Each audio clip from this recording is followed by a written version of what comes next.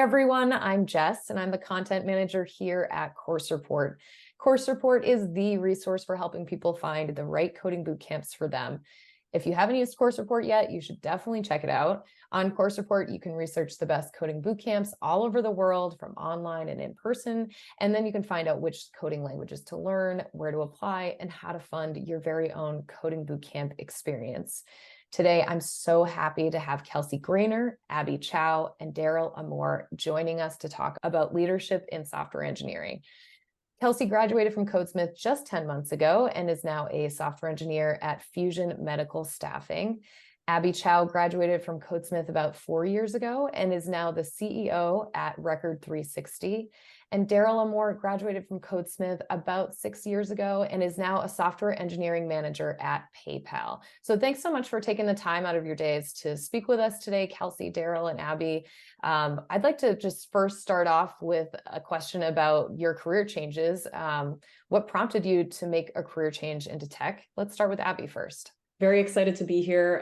I think for me, I was always interested in technology, but I came at it from a business background. And so I had this experience where I co-founded a fintech company called Backer, but I was just frustrated by the fact that as a business person, I didn't really understand what the core of the tech was. And that, of course, was what we were doing as a company. And so I really wanted to just be able to peel back the layers and understand what was actually going on.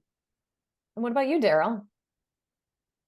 So I've actually always been bitten, I guess, by the technology bug. So coming out of high school, college, I got my bachelor's in computer information systems. But my first job out of college actually was in the consulting field. And when you put a young kid in charge in a consulting field, you get your entrepreneurial juices flowing. So I actually left after about a decade of working to start my own business down in Los Angeles, and did that for about 13 years. And technology took me out of the game after 13 years with Uber. So basically got back into technology. So I guess you can say it's refinding my roots. And Kelsey, what sparked your recent career change? So I was actually a nurse for the past 9 years. So tech is pretty far removed in terms of a career from what I previously did. But there's a lot of reasons I was looking to make the change. For one, I was just looking for something more sustainable and more flexible as I got older. Nursing is very physically demanding. And I just wanted something that I could do from the comfort of my own home, and that gave me more flexibility to work remote and travel, which is another one of my passions. I also felt a little bit stagnant in my nursing career, and I was really excited for a job that had more career growth and also earning potential. And lastly, I started learning to code just as a hobby. And I enjoyed spending my time doing that so much that after a few years, I decided, okay, like this is something I would much rather get paid to do all day than being a nurse. So kind of being able to turn something that I really enjoyed into something that I get to do every day now as my career. That's so cool. There are so many coding boot camps out there now. So I'd love to know, when you were looking for coding boot camps, like what set Codesmith apart from the rest? And Kelsey, let's start with you since you're the most recent. I think one of the main things that set Codesmith apart was how rigorous the program appeared to me that it would be. I really wanted to be surrounded by like-minded individuals that were equally as passionate and as driven as I was. I knew that this wasn't going to be an easy process or transition, so I really felt that having the right people in my court and by my side would be a key to success and making this transition a success. In addition, the reported outcomes, I saw the kinds of jobs that Codesmith graduates were getting. And that really excited me. That as this is my second career and I'm in my 30s, I was looking for a boot camp that would set me up for a mid-level or above role and get me, a jump start on my career so that I could make more growth more quickly in this field. And I really feel like Codesmith was going to set me up for the best chance of success at both of those things. And it did. And Abby, what about you? Yeah, I really came at it from the perspective of an entrepreneur and, an aspiring technology leader. And my hope was that if I wanted to start a company again in the future, that I would be able to build V1 on my own, right? So rather than going out and trying to find external funding or anything, I could do a complete project on my own. And so just to underscore what Kelsey was talking about in terms of rigor, when I looked at the landscape, Codesmith was really the one that I felt was getting you ready to build production level products and a complete application and something that I could really take into the real world. And so I was really happy with what I found. And by the end, indeed, like I could build a full application. Obviously, there's still lots to learn after a program like Codesmith, but I felt like I at least got the full picture and then I could go deeper after that. And Darryl, 6 years ago or about 6 years ago when you were searching for boot camps, what set Codesmith apart? I would say coming from previously having experience in the technology field, I felt like I had my standards pretty high in the sense that I was like, I could probably teach myself this stuff. So if I'm not going to teach myself, I need to find maybe an authentic location that I can really get what I need. And I actually probably spent like an entire month, like really just scrutinizing all the programs out there. And it was one of the few programs where you would be able to actually sign up and get some of the free sessions and hear from the instructors and listening to them, and with my experience, it made sense. A lot of the other programs, they didn't make sense in the sense that there were bullet points on a website, but there was no evidence of success anywhere else, whether it be knowledgeable teachers or, what's the outcome? Who am I going to be after I finish this program? Am I just going to be without my money, or am I going to be educated and ready to take on the future? So I felt that Codesmith delivered on its promises. It gave you a free sample up front. And when you put it all together, it was something that allowed me to feel their authenticity, be excited, and understand that, wow, there's someone smart on the other end of this transaction that's going to impart their knowledge and also provide an environment. Which was also important. I just wanted to totally underscore what Darryl was saying. I think initially from the outside in, I was looking at, hey, what am I going to be able to produce?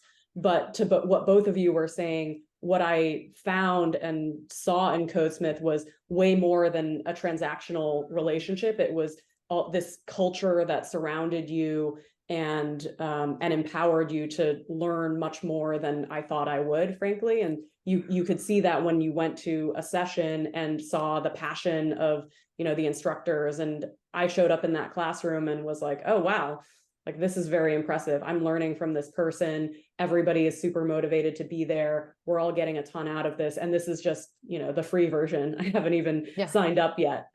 So for me, that was really powerful. Yeah, that's a great point about their events and how awesome they are, like how much you can just get from the free events at Codesmith. So Kelsey, when you were enrolling in Codesmith just about 10 months, 12 months ago, what were your career goals when you were thinking about making a career change into tech? Like, did you have any specific aspirations of where you wanted to be after the boot camp? Yeah, definitely. My primary goal was to become a skilled software engineer that could contribute to the development of innovative solutions that could still have a positive impact on people's lives, because that's part of the reason I became a nurse all those years ago. Is like I still want to be able to help people and make a positive impact.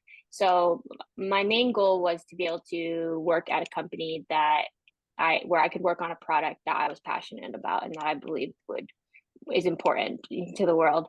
And I wanted to be able to leverage my nursing background to work specifically in the health tech sector, which I have a job in that field now, and I would really like to continue in that field, because I wanted to be able to bring my 9 years of experience in my previous career and use it. I didn't want it to feel like, besides the soft skills, that experience was going to go to waste. So I wanted to really be able to leverage that. And my goal also, like I said, I'm in my early 30s. This is my second career. So my goal is to become a senior software engineer sooner rather than later. I have a passion for mentorship. I did a lot of that in my nursing career. I love sharing knowledge. So I'm really excited about the potential for growth in this field. And I feel like just in the 10 months now that I've been, well, 8 months working at my job, I've already been able to make the necessary steps to move up to that next role, hopefully in the near future. Awesome. Abby, as you said, you were in business before. When you enrolled at Codesmith, did you specifically envision like becoming a tech entrepreneur and like starting a whole new tech startup right after it? Yeah, I was definitely thinking about that, or at least I wanted to open up my options if I found the idea that I was really excited about. So again, I went into Codesmith thinking, hey, if I start another business, I want to be able to build V1 on my own and understand what's going on. And then also, even if it weren't my own thing, you know, if I'm going on into another role, I wanted to understand what's really happening. So for me, in business previously, it was always frustrating that there was this sort of black box that I didn't really understand. And, you know, I could see all the different colors on the screen and it looked very the Matrix, but, you know, didn't really know what was going on. And I think that after Codesmith, my goal was basically to understand all the different pieces and how things fit together and understand what makes something easy or difficult and all of those like different processes. And I think I definitely got that. And Darryl, as you said, you had a college degree in computer information systems, then went into consultancy. So when you were enrolling at Codesmith, were you hoping to land like a mid-level type software engineer role or even like a senior level role? I would probably say I wasn't quite sure Okay. of where I would land, but I did know that I knew a lot and times have changed. I think a decade is long enough to say that you were out the game. Even though I stayed abreast and tried to stay connected, there were a lot of change in technology on, you know, the apps, the conversation, the tools they were using. So I was actually just looking at Codesmith of a re-entry. And what I found out was that it actually over-prepared me. I was able to join PayPal as MTS1 staff engineer, and starting from day one, just when I got out of college, I was able to, you know, just apply myself and jump into things, and I felt at home as if I never really left. So I would probably say that that's a strong, to me, testament that even though my expectations, I had a lot of imposter syndrome going on, which is, you know, part of the great conversation that Codesmith prepares you for. That it's not just about the technology, but it's about the mindset and also the preparation, so that when I was done with the program, with the community that was provided and the conversations on my mindset, I was actually, like I said, very well prepared to excel. And I think my first promotion came about a year and a half after joining PayPal. So I would say with that, obviously I'm a type A personality, so I'm going to take half of the the kudos, but also I would say a large part of that was the preparation that Codesmith provided. A question for all of you. When you reflect on your overall immersive experience at Codesmith, like how did you feel Codesmith prepared you for the job and for the leadership that you're now doing in your field? So let's start this off with Abby. Yeah, so I would say it absolutely, to Darryl's point, over prepared me for some things, and that on the one hand, of course, you would expect that it's preparing you with the technology skills and, you know, the latest and greatest of what's going on in the field. And I think that that was very much the case for me. And I think that I was much better prepared for my actual work and, you know, working with teams and everything. But outside of that, I would say the growth mindset was a huge piece of it, in that one of my biggest takeaways from Codesmith and from the immersive experience was the confidence to know that I could learn. And it sounds very basic, but now if somebody starts talking to me about some esoteric, you know, technical concept, I'm not like, oh, that's scary, I better not let anybody know that I have no idea what they're talking about. Now I feel like, oh yeah, that's interesting, like tell me about that, and I can unpack it and learn it and do a little bit of self-study and be curious about it. And so that just mindset has totally empowered, I think, leadership beyond what Codesmith is actually specifically teaching you, because obviously technology is always moving. There's always new things coming out. But now I feel like, oh, you know, I can learn, I can ask, I can be curious, and I don't have to succumb to imposter syndrome, which we all feel, and just lean into it instead. And Kelsey, what about you? How did Codesmith prepare you for the job and leadership in your field? Yeah, I think like Codesmith prepared me for my current role in so many aspects. Definitely, for starters, the technical skill. Like from my very first sprint on my team as a software engineer at Fusion, I was able to pick up challenging tickets and contribute meaningful work. It really didn't feel like there was this huge learning curve. I feel like, oh, I know how to do this stuff, which that was really a relief because I didn't really exactly know what to expect from my first role, whether I'd be in over my head or not. And I didn't feel like that at all. And then my growth and skill as a software engineer has just been able to expand exponentially since starting my first role, because Codesmith helped lay this really critical foundation for me to build off of. They taught me, you know, how to be a software engineer, how to problem solve, not just how to code, because you could learn how to code, you know, from YouTube video. And also that tech changes so rapidly that it's not that useful to just learn a specific language or framework. So being able to solve the hard problems and really lay that foundation of this is how you be a software engineer, this is how you be a leader, that was really important. In addition, I learned skills like collaboration, project management skills, how to be an effective mentor. That all started at Codesmith, and I've just been able to expand on those skills ever since. And Darryl, what about you? I'll say that I'm going to date myself a little bit.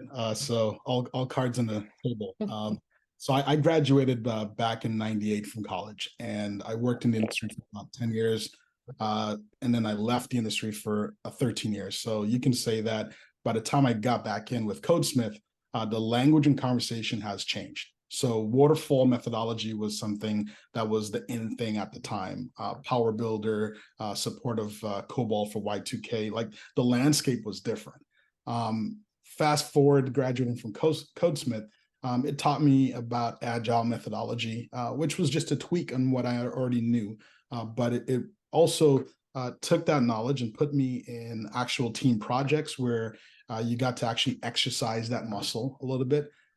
You got to actually have tech sessions where you learned about a topic, you wrote a paper on it, you basically presented to the rest of your members. There were just so much different little small activities that they did that basically gave me confidence. And I think that a strong part of leadership, regardless of the style of leadership that you have, confidence plays an important part. Where you can be your authentic self. You can stop worrying about how you're looking, but you can start worrying about what is being said to you, how to pair program with another person. All of those things help you to be a better leader in the sense that you're present, you're aware, and you're tooled in the right conversations. So I felt that when I showed up, I was just having fun. And I wasn't really looking at it like, oh, I'm a leader, but people felt comfortable coming to me, talking with me. I just wanted to learn and teach. So that automatically made me someone that allowed others to feel that they can grow in talking with me. And I have to say, looking backwards, that was attributed to the environment that I was exposed to for the time that I was at Codesmith. So Abby, what does leadership look like to you now as a CEO of a tech company? For me today, I'm not as close anymore to the day-to-day things that are being built, but I very much am involved with what is built in a different way. And the way that I think about it is it's basically just two big things. And the first is strategy and the second is team. So on the strategy side, I think today it's a lot more about just making sure that everybody on the team is pointed in the right direction and that we're focused on the right things. Because I think once you have a group of really capable people together, people are going to get excited about doing more. But again, with a small team, we also need to make sure that everybody's rowing in the same direction and focused on the right things. And then the second piece being team. I think a huge part of leadership is just making sure that you're cultivating the different members of your team and sort of unlocking everybody's individual potential and creating an environment where people can thrive. And so that's where I spend a lot of my time, making sure that folks feel supported, feel like they can take risks in their role, feel like they can be creative in their role and express themselves and come up with new ideas and bring their full selves to work and unlock all of that with the other members of the team. So that's how I think about it. And Darryl, as a software engineering manager, what does your leadership look like these days? If I had to put a label on it, I would say that I emulate more the servant style leadership. I'm really excited about growing others. A long time ago, someone mentioned to me that, if you wanted to learn something, teach someone. And if you wanted to grow, show someone how to do what you do. And it's a scary thought, though, because I think that in the work environment, sometimes people are scared to teach others what they do because it's almost like you're working yourself out of a job. But if you are talented, focused, and you really have a servant's heart, I think that's your job. Your job is actually to work yourself out of a job, to make sure that anyone that works with you, besides you, underneath you, is actually able to grow and blossom. And it's a scary thing because the question is, well, what am I jumping to next? So I would say that servant style leadership of looking at the human side of things, understanding. One thing that Codesmith actually, I would say, has opened my eyes up to wider is at PayPal, a large focus is spent on diversity, inclusion, and equity. And when I was getting back into it, I would have to say I had probably maybe a little bit of nose in the air. Oh, I'm probably a little bit smarter than these guys, right? But everyone is so diverse. I had a team member that basically was a mountaineer and also a musician. And he showed me parts of looking at technology through his eyes, his lens. And I realized that I actually had a lot of shortcomings that I could, so the environment itself actually allowed me to grow more way beyond just the technology, but being prepared for the corporate environment that says you're going to have people from all walks of life that are chasing technology because they love it. They want to be part of it.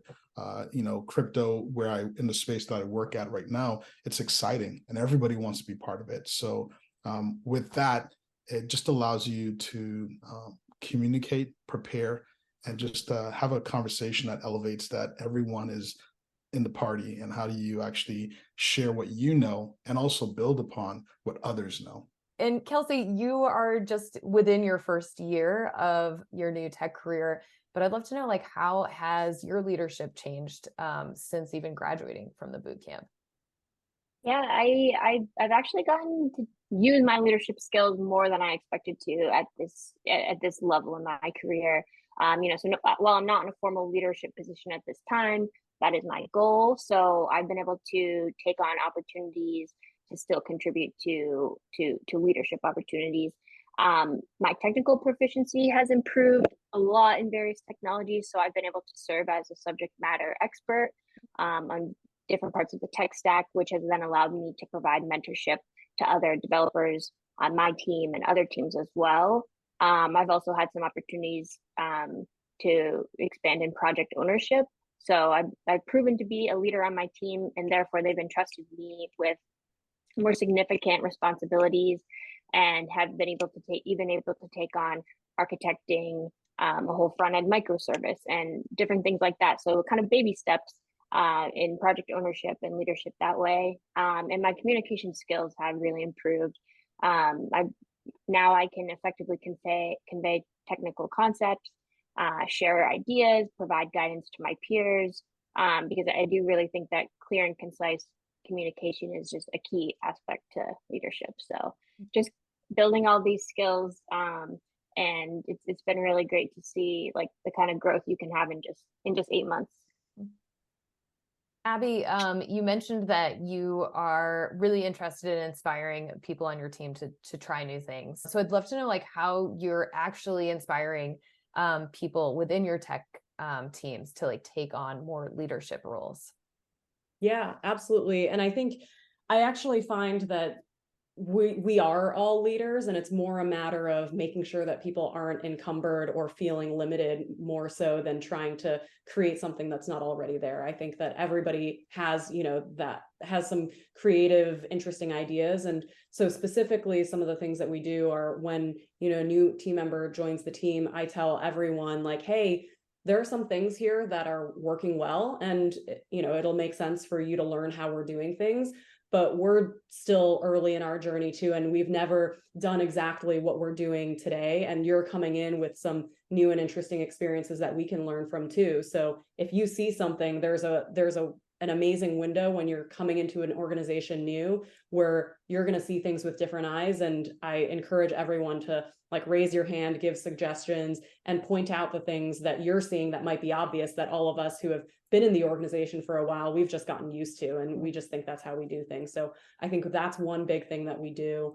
And then secondly, we also have a process where we like to talk about what your personal goals are. And oftentimes there is a way to make those personal goals happen at work. If you want to practice a certain type of communication or solving a certain problem, there's usually some way to peel off something where you can do that at work, and then we're going to be able to, we as a team get to benefit from what you might have wanted to do on your own anyway. Darryl, for any software engineers out there who would rather be like an individual contributor rather than working to be a manager, what's your tips to them on like how they can still take on like leadership roles within a tech team? Absolutely. It's a great question. I think it's one that I have had a lot of time to think about. Part of my role now is to ensure that, the engineers on my team actually solve this question. And I would probably say that your area of concern or reach is a big conversation to really get to the depths of understanding it, which is to say that when you start off as a junior engineer, you're really about yourself, the code, making sure it compiles, does it stylistically work well? And as you mature, leadership is really about whatever you do, how can you magnify it way beyond yourself and up into the enterprise, up into your team, your cross-functional dependencies. So the reach of your words, your actions, and your deeds basically are powered. And what does that look like? It's easy to, it sounds cute, but what does that really look like in reality is I guess the work of showing that leadership is about you being the servant, like I said, as I said, helping those in your team to understand, overcome, not just the technology, but basically their growth mindset, understanding the organization, and also understanding that I'm a learner by my Clifton traits. And I think that everyone needs to have that element strengthened within themselves. Technology changes at such a rapid rate that in 6 months, whatever you thought you knew is obsolete. And I would probably even say 6 months is probably even slow at the rate that we're going right now. But teaching individuals how to be a learner and how to take that learning ability and share it with others, and how to affect the organization, that we don't live in a bubble. We need to network. We need to socialize who we are, learn from others. And as long as you keep that mentality, I think that being a leader will be natural. There's so many things that you'll be offering, being approachable.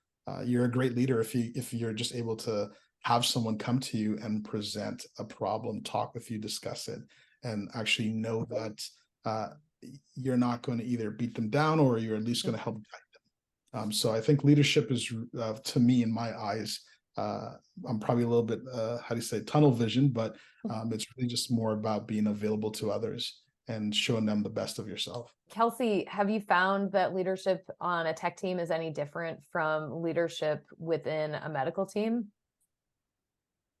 That's a great question. I would say there's honestly a lot of similarities. Definitely for starters, communication, that, effective communication is so essential in both fields. Leaders need to be able to convey information clearly, actively listen and learn from other members of their team, and be able to facilitate open and transparent communication. The teamwork is also, very similar. You need to be able to foster trust in a collaborative and supportive environment where team members work together to achieve, objectives and the same goals. And for decision making, leaders in both domains are responsible for making very critical decisions, whether this is choosing the right software architecture or determining a patient's treatment plan. So in my mind, I feel like there's actually a lot of similarities between leadership on medical and tech teams. Abby, as a tech employer, what skill sets would you advise software engineers to lean into to grow as leaders in technology? Yeah, I would say, again, of course, you've got to know the technology, you've got to have certain skills. But just again, to underscore what Kelsey was talking about, I think there are all of these other skills that are more about how you show up to work than specifically, what you can code or what you can't code. And I would call out one, the growth mindset, which we've already talked a lot about, but as Darryl is saying, 6 months and something may be obsolete, right? So having that growth mindset and that willingness to learn and that excitement for tackling new technology and new challenges and think creatively about how those can be solutions within your context, I think that is absolutely invaluable. And then the other piece is just the communication, the empathy, being a great team member. Those are so essential, and especially in my context where, we are a small but high growth business. Mm-hmm. And that means that our tech team members need to be collaborating with other team members who aren't part of the technical team. And so everybody needs to be able to communicate effectively, be a great team member, explain something that may be technical in non-technical terms, and help people around you understand exactly what you're working on, and be excited and curious about the business side, the customers, like how is that technology being used? So I think all of those things are some of the non-technical skills that are absolutely essential today. Codesmith definitely emphasizes technical communication and an empathic engineering. So like Abby was saying, explaining technical concepts to others. How are you all doing that now in your current position? We'll start with Kelsey.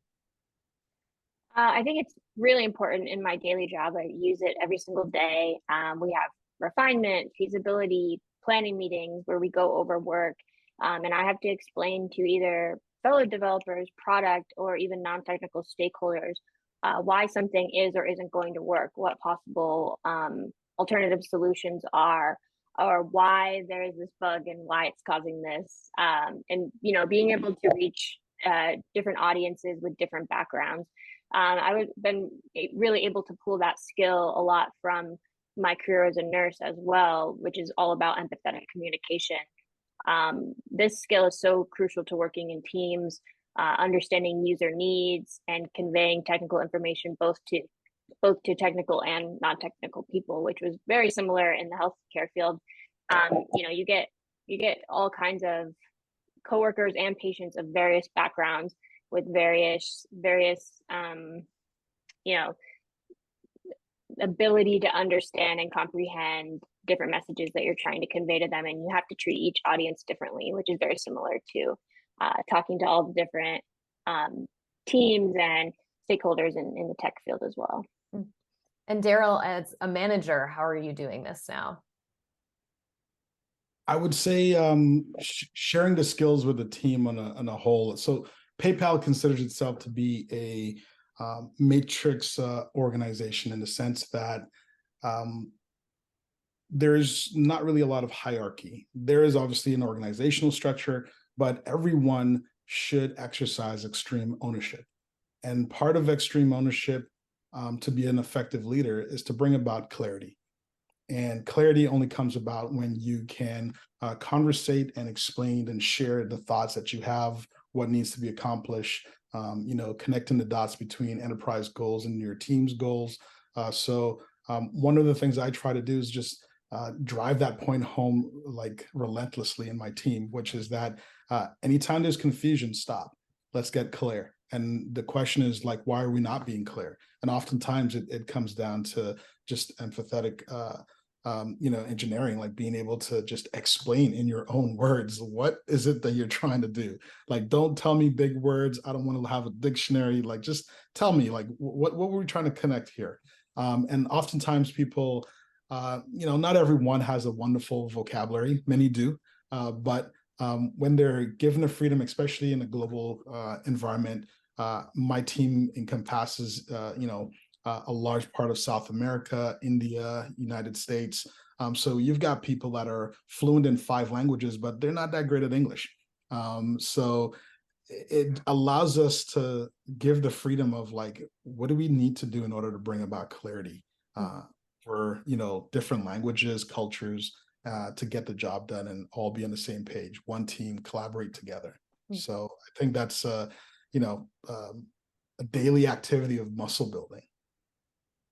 And Abby, as a tech CEO, how are you doing this like empathic engineering, or is this something that you're just trying to instill in your tech team?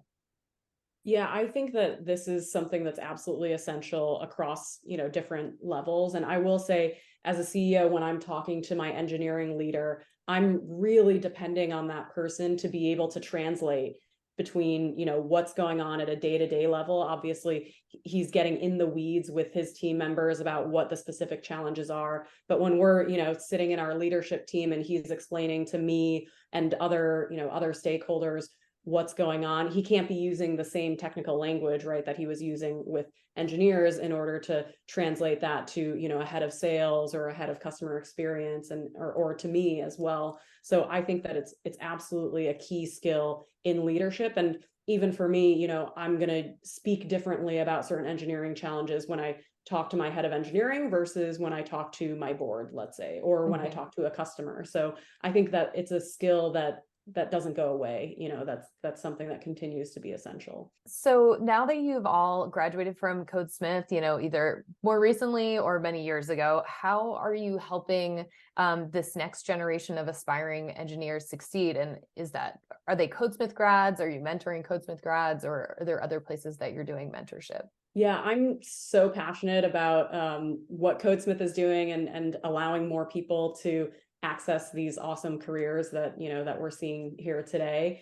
So I like to do some work within my company, of course, where we're always looking for a diverse set of candidates for different roles and helping to advance individual folks' careers. And there, I would say it's a much more individual approach.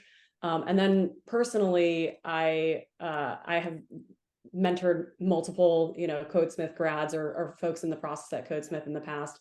I just think that Codesmith was such a phenomenal educational experience for me. And I really just want to pay it forward as much as I can. And Kelsey, what about you? I know you're new to your career, but do you feel like you're doing some mentorship already? Yeah, I've definitely had the opportunity, not as many opportunities as I would like right now. We're not hiring a bunch of junior engineers and more people that can come in under me at this time. So I'm really excited for that in the future. I love, onboarding. I want to show everyone the process, how we do things, share my knowledge with them. So it's not happening as much as I'd like right now, but there are still opportunities. We have other developers on other teams. Like they're changing their code base to use React, and they hadn't used it before. So I've had opportunities to mentorship and go over their pull requests and do code review with them and kind of do some ad hoc mentorship that way. In addition, I'm still very close with my cohort that graduated back in January. My whole graduating class has a Discord that we all stay in contact with each other on and provide support and learning opportunities. Like, I had this experience in the interview process, or this is what my job search looked like, or this is what's happening at work right now. Here's some stuff you guys should look into. So in addition, my open source product that we were able to work on at the end of Codesmith, it was myself and 3 others. We were very close as a team, and to this day, we still talk to each other pretty much almost daily. So I think it was very crucial to have that, be that close with people from Codesmith, because over these past 10 months, we were able to motivate and help each other, do mock interviews, all the stuff you need to kind of get started in this career. And as of last week, all four of us are now working in the field. So I really do think that that friendship and relationship that I built with those girls in particular was really crucial to all of us, you know, being successful post Codesmith and making the transition into software engineering. And Darryl, what about you? What is mentorship looking like for you these days? I would probably say that my bosses may want me to slow down a little bit, but I love mentorship. This past summer, I actually was able to have an intern on my team, and we were able to actually extend a job offer to her, and she did a phenomenal job. I recently actually just got back from Afrotech last week, where PayPal, goal was to not only just do recruiting, but basically also replenish the energy within, the Black engineers at PayPal. We have an employee resource group called Amplify that I'm also part of. So in alignment to what Kelsey just shared her story about, each one teach one, right? And it doesn't have to be Black engineers, but if you're a woman, if you are Asian, doesn't matter what, but you belong to some community. So mentorship is just really reaching back into that community and helping them to see the light, give them tips. And also I actually stay available to Codesmith grads. So on LinkedIn, I usually get a message, and I just love, including them in the network. I always say, if you book the time and it's outside of, my working hours, I'll make the time to show up. And I've really had a lot of great feedback because oftentimes I don't have a rec to fill, but they're just looking for confidence, right? They've just spent a lot of money, they spent a lot of time, and they're quite unsure. And most people I find don't follow the simple instructions, which is that Codesmith actually gives you a plan after graduation of how to prepare, how to have your interviews, and how to learn from those interviews until you actually get what you're looking for. And oftentimes I repeat to them, I really don't have a lot to say, but just follow the plan, follow the program. And by showing them confidence of like how much they actually know, talking to them about conversations and proving to them that you just had a conversation. I'm a little bit relentless. So every time I meet someone, I always tell them, give me your elevator spiel real quick right now. And if you're not on your toes, the interview is starting without any prep. But I'm trying to show them that, this is a lifestyle. It's not just something you do on off hours, but as you go about and you're excited, everyone's going to want to know, what do you do? And if you're not ready to communicate, if you're not ready to network, you're shrinking, right? If you're not growing, you're shrinking. So I'd say each one teach one. Just be open and stay excited about whatever you're doing, whether if you're an entrepreneur, if you're a junior, senior engineer, as long as you are smiling, I think others are attracted, and mentorship is just being available to give them that extra oomph that they need. So, well, that's a great place to wrap up this Q&A on leadership. Thank you so much for sharing all of your insights today, Abby, Darryl, and Kelsey. So much to glean from all of this. And thanks so much to all of you for watching.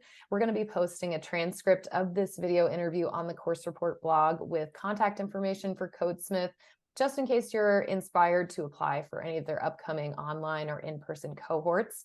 And in the meantime, you can follow Course Report on Facebook and Twitter. And if you're a bootcamp alumni, don't forget to post a review of your coding bootcamp experience on Course Report. Your review is a huge help to anyone who's thinking of getting into tech today.